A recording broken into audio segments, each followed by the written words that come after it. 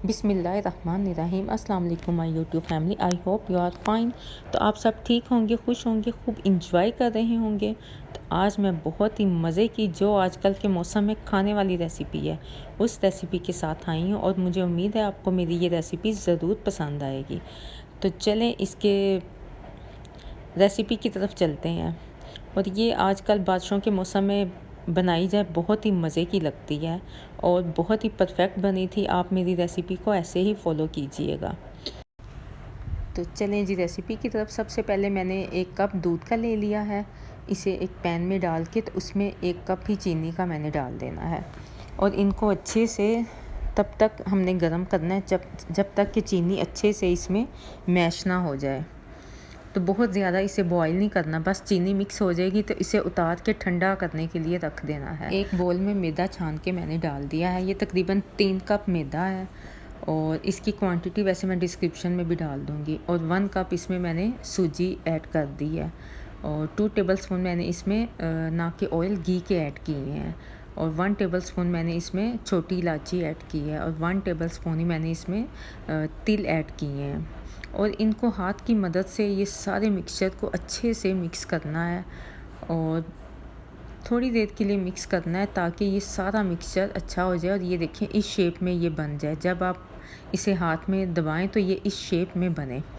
तो फिर अब इसके बाद ये सारे मिक्स करने के बाद जो हमने दूध में ये देखें ज़रा चीनी ऐड की थी, ये वो शीरा है और ये थोड़ा थोड़ा हमने करके इसमें ऐड करना है और ये बहुत परफेक्ट बने थे। आप इसे ज़रूर ट्राई कीजिएगा। और ये देखिए मैं थोड़ा थोड़ा करके जो मैंने वो सीरम बनाया था वो मैं इसमें ऐड कर रही हूँ। अच्छा, ये सीरम तो मैंने सारा इसमें ऐड कर दिया था, लेकिन अगर इसके बाद आपको ज़रूरत पड़े कि ये अभी भी हमने इसे आटे की तरह गूँधना है, तो अगर आपको ये सीरम ये कम लगे तो आप इसमें थोड़ा थोड़ा पानी ऐड करके, पानी वही जो रूम टेम्परेचर होता है वही पानी, कोई गर्म या ठंडा नहीं होना चाहिए, वो पानी थोड़ा थोड़ा ऐड करके तो इसे आटे की तरह आपने गूँध लेना है। और ये देखें सॉफ्ट सी डो बन गई है। और इसे थोड़ी देर गूँधने के बाद 1 घंटे के लिए तकरीबन इसे रख दें। ना भी आप 1 घंटे के लिए रखें तो कोई नहीं, ये उसी टाइम भी कुक हो जाते हैं। और ये देखिए मैंने 10-15 मिनट के लिए रख दिया था और ये मैंने स्लैब पे थोड़ा सा ऑयल लगा दिया है और इसे फिर रोल बना के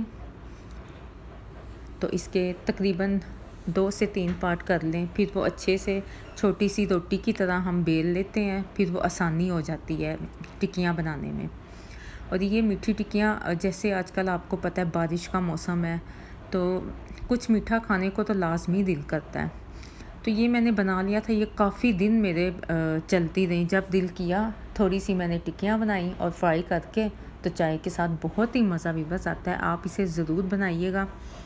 और ये देखें इसे बेल के और मैंने बेलन पे भी मैंने ऑयल लगा दिया था ताकि ये आटा चिपके ना इसके साथ जी। तो इसे आप अच्छे से बेल के इसकी आप थिकनेस आप देख लीजिएगा मैंने कितनी इसकी रखी है, क्योंकि बहुत ज़्यादा मोटी रखने से तो ये फिर ये ना हो कि अंदर से कच्ची रह जाए।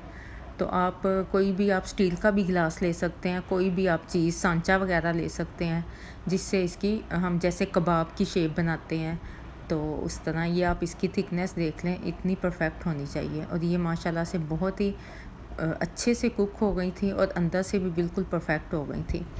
तो कुछ मैंने ये देखें, कुछ मैंने ये सॉरी लिया है पिज़्ज़े का सांचा, तो इसमें मैंने इन्हें रख दिया है। कुछ को मैं बेक करूँगी और कुछ को मैं ऑयल में फ्राई करूँगी। आप 2 ऑप्शन है, चाहे तो आप बेक कर लें, चाहे तो आप फ्राई कर लें।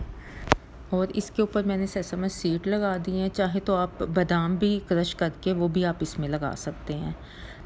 और इस पे मैंने 1 अंडा फेंट के तो वो ब्रश की मदद से इसके ऊपर मैंने लगा दिया था। और देगची को मैंने 10 से 15 मिनट पहले गर्म करने के लिए रख दिया था और ये मैं इसमें रख दूँगी। और आप 1-2 बार बस चेक करके देख लीजिएगा, जब इसका कलर ब्राउन हो जाएगा ऊपर से तो फिर आप इसे उतार लीजिएगा। और दूसरे स्टेप की तरफ चलते हैं। और ये देखिए मैंने प्लेट में सेसम सीड जोन से हैं वो मैंने फैला दिए थे और ये इसके ऊपर टिक्कियाँ रख दी थी और ये अच्छे से इनमें ऑब्ज़र्व हो गए थे, बहुत ही परफेक्ट ये बने थे। तो ये आप फ्राई कर लीजिएगा। और फ्राई करने का भी मैं तरीका आपको बताती हूँ। ऑयल आपने लो टू मीडियम में आपने इसे रखना है। बहुत ज़्यादा इसे हाई फ्लेम पे नहीं पकाना, फिर हाई फ्लेम पे पकाएंगे तो वो ज़्यादा डार्क कलर हो जाएगा, जो कि हमें नहीं चाहिए। तो इसका लाइट सा गोल्डन कलर मुझे चाहिए, और वो परफेक्ट और दिखने में भी मज़े की लगती हैं, खाने में तो और ही मज़े की लगेंगी। ये तो जब आप बनाएंगे तो फिर आप ज़रूर मुझे याद करेंगे। और इसका मैं एक पीस आपको निकाल के दिखाती हूँ, कितना माशाल्लाह से परफेक्ट सा कलर आया है और बहुत ही मज़े की बनी थी। तो जो हमने बेक करने के लिए रखी थी वो भी माशाल्लाह से उसकी भी आप लुक देख लें, वो भी बहुत ही मज़े की बनी थी और खाने में भी बहुत मज़ेदार थी। तो आपको, मुझे उम्मीद है कि आपको मेरी ये वीडियो बहुत ही पसंद आई होगी। तो आप मुझे अपनी दुआओं में ज़रूर याद रखिएगा और मुझे नेक्स्ट वीडियो तक के लिए इजाज़त दें। तो आप इसकी फ़ाइनल लुक भी मैं आपको दिखाती हूँ। तो प्लीज़ आप लाइक लाज़मी करिएगा और मेरी वीडियो को फुल वॉच करिएगा। और ये देखिए माशाल्लाह से फ़ाइनल लुक। चलें जी, अल्लाह हाफ़िज़।